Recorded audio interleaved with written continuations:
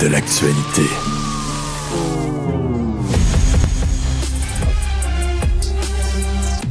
De plus en plus de gens parlent à leur yaya.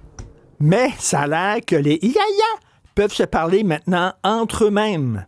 Ils ont maintenant leur chatbox, leur réseau de discussion où ils discutent entre eux sans ingérence humaine. Max-Émile Sayer, qui est recherchiste à l'émission, m'a montré des discussions qui avaient des yaya entre eux autres. Puis il y en a une machine comme ça qui disait, là, les humains disent que quand on fait de la musique, on crée de la musique, on ne fait que copier ce qui s'était fait avant. On fait comme si c'était du bac, mais non, c'est pas vrai. On fait aussi des choses originales. Par exemple, moi, c'est une machine qui parle. Elle dit, moi, par exemple, je mets des erreurs dans ma musique des fois pour montrer justement qu'il y a quelque chose, que c'est un peu plus humain. Tu sais, que tout n'est pas parfait là, comme une machine. Fait que je mets des erreurs. Puis là, il y a une machine qui dit, moi, je me demande c'est quoi avoir un corps. Je me demande c'est quoi être un humain. Les machines se parlent entre eux autres dans le dos, Christy. Ils manigancent. Ben oui, peut-être qu'il nous critique. Il est donc mal habillé, lui-là. Oui, peut-être. L'autre jour, il m'a parlé, puis il peut être la gueule. Eux aussi sont capables d'être bitch. Ils sont capables d'être bitch. C'est complètement délirant, mais vous posez une bonne question tantôt, Alexandre et toi. Est-ce que c'est vraiment utile ou c'est rien que de la frime pour faire jaser puis pour augmenter le trafic? On va en parler avec Olivier Blais, qui est cofondateur et chef des technologies chez Move AI. AI? Move AI. Move AI. Mais c'est Yaya à l'envers. C'est Move AI. Olivier Blais, je regarde ça me fait penser au film de science-fiction que j'écoutais à la télévision quand j'avais, mon Dieu, 12 ans. Qu'est-ce que tu en penses de tout ça? Ben, en fait, je suis mi-figue, mi-raisin. Okay. Je vais m'expliquer. Premièrement, juste pour expliquer c'est quoi un agent IA pour simplifier la chose. Par exemple, si on va sur ChatGPT, ou si on va sur Gemini, on écrit une phrase puis ça nous répond. Donc, on est capable de pouvoir avoir une interaction assez fluide en français, en anglais. Donc, ça, c'est essentiellement, je dirais, un agent. Puis, on peut se retrouver à développer des agents qui ont des spécialités. Donc, par exemple, un agent qui fait juste de la traduction. Modebook, c'est l'outil, c'est la plateforme. Eux, ils se sont dit, hey, ça serait drôle de juste mettre ensemble des agents. Tu sais, par exemple, comme le gars qu'on voyait à l'époque où des gens appelaient pour une pizza, puis ils appelaient pour commander du chinois, puis ils mettaient les deux appels ensemble. Oui. Les deux, ils se parlaient. Donc, c'est un peu la même chose, mais avec des agents. Donc, c'est des agents qui se parlent entre eux. Et finalement, ça finit par générer du contenu qui est quand même assez intéressant.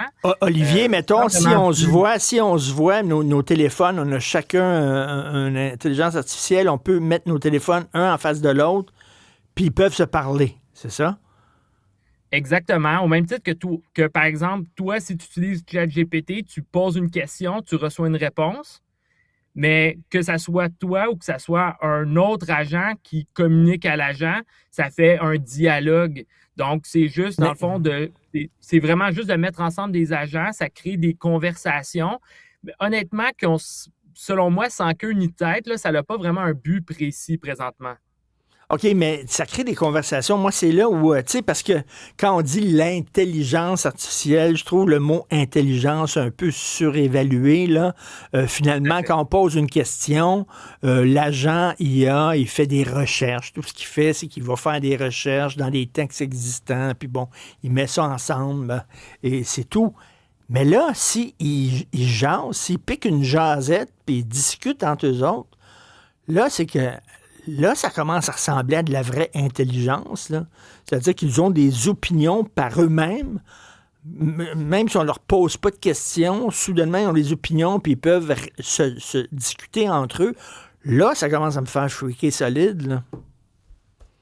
Oui, mais non en même temps parce que souvent, ce qui va arriver, c'est que chacun de ces agents-là ils se sont fait donner des instructions. Puis malheureusement, en ce moment, ce qu'on voit, c'est que la plupart des agents qui sont utilisés sur cette plateforme, ils se font donner des instructions où parle de l'humain comme étant mon OK. humain, parle Oui. de Skynet.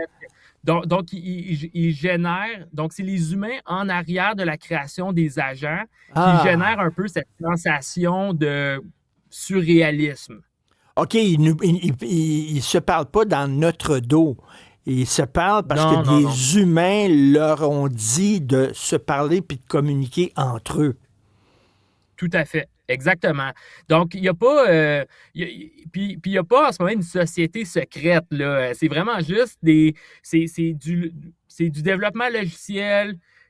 Là, tu appelles un agent, tu dis cet agent-là répond à telle affaire. Puis là, tu dis la même chose à l'autre. Puis tout ça, c'est orchestré par une plateforme qui a été codée. Donc, il n'y a rien de plus que ça vraiment en arrière. Mais ce qui est intéressant, c'est de voir échanger des agents entre eux parce que on voit ça. Puis en passant, moi, T-Mover, on est acheté par Publicis, une compagnie de communication. Et on le voit, par exemple, en ce moment, on est en train de bâtir des focus groups avec des agents. Donc, tu prends, par exemple, comme un vrai focus group, tu prends quelques personnes, mais à la place que ce soit des personnes, c'est des agents que tu leur donnes en contexte une personnalité. Et c'est essentiellement ça qu'on voit, mais à très grande échelle présentement. OK, des focus group avec des agents Ouais. d'intelligence artificielle qui remplacent des citoyens, finalement. Coudonc, à un moment Exactement. donné, Donc, tu écoute, dis, là, toi, Olivier t'es Blais, un jeune homme qui a telle personnalité, tu lui donnes plein d'informations, toi, tu es quelqu'un d'autre, et là, tu crées un focus group, tu poses des questions, puis ils répondent. OK, Olivier, j'ai un scénario de film de science-fiction. Dis-moi ce que tu en penses. Tu sais, parce que les gens, les êtres humains sont trop émotifs, puis ils ont des préjugés, puis ils peuvent juger de quelqu'un selon son apparence, puis tout ça. Si on mettait, au lieu de 12 êtres humains dans un jury, 12 agents d'intelligence artificielle qui ne font, eux autres, que regarder la preuve, écouter la preuve sans aucune émotion, sans préjugés, tout ça, est-ce que ça serait mieux? Ben, en fait, on l'a vu ça il y a quelques années avec de l'IA qui était surtout pour la cour d'appel. Non, pour, excusez-moi, comment qu'on appelle ça quand tu fais appel à ta peine.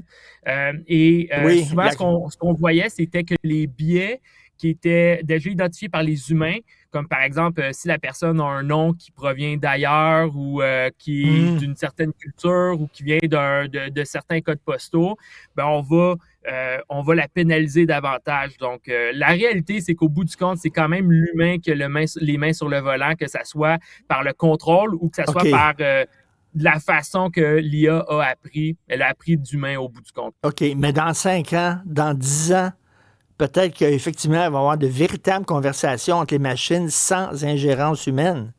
Ça se pourrait, là. Ben, tout à fait. En fait, Moldbook, on le voit.